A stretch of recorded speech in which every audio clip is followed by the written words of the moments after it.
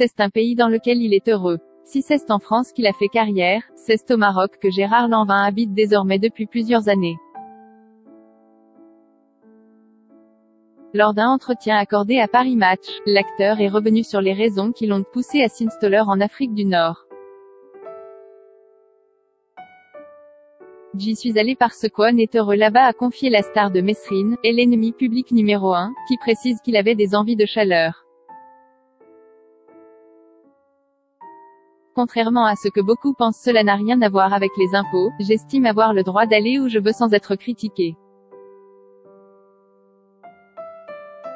A lâché l'acteur avant de revenir sur une brouille qu'il a eue en 2014 avec Laurent Ruquier à ce sujet. J'ai eu des petites frictions avec Ruquier, alors que je l'estime beaucoup, qui disait en avoir marre des acteurs qui ne veulent pas payer d'impôts. Mais il plaisante. Je paye 60% d'impôts, qui ne servent à rien. Quand Hollande voulait passer à 75%, j'ai annoncé que j'allais arrêter de bosser. Je ne vais pas donner 7,50 francs sur les 10 balles que je gagne.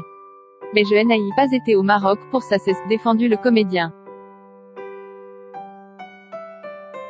Gérard Lanvin bientôt chanteur. S'il est bien établi au Maghreb, Gérard Lanvin continue à faire des allers-retours en France, afin de travailler notamment sur ses nouveaux projets.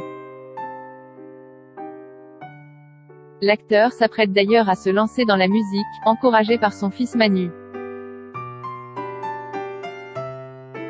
Le 21 mai prochain, le père et le fils sortiront un album en duo qui est décrit comme un constat social. L'idée de cet album est venue de son constat social, des discussions que l'on avait parfois, ses thématiques auxquelles il est sensible, ses mots aussi, sa manière de parler, d'évoquer les choses, a fait savoir Manu Lanvin sur le plateau de C'est à vous en mars dernier, avant d'ajouter: au début il pensait que ça allait être 1 ou 2 morceaux et puis très vite on est allé sur 10 parce que j'étais assez opiniâtre et je savais où je voulais aller avec lui parce que je trouvais intéressant que sa parole sorte du cercle familial. Il y a des choses très sensibles dans sa réflexion. Sur cet opus figureront des titres engagés dont une chanson qui traite des violences faites aux femmes. Inscrivez-vous à la newsletter de closermag.fr pour recevoir gratuitement les dernières actualités.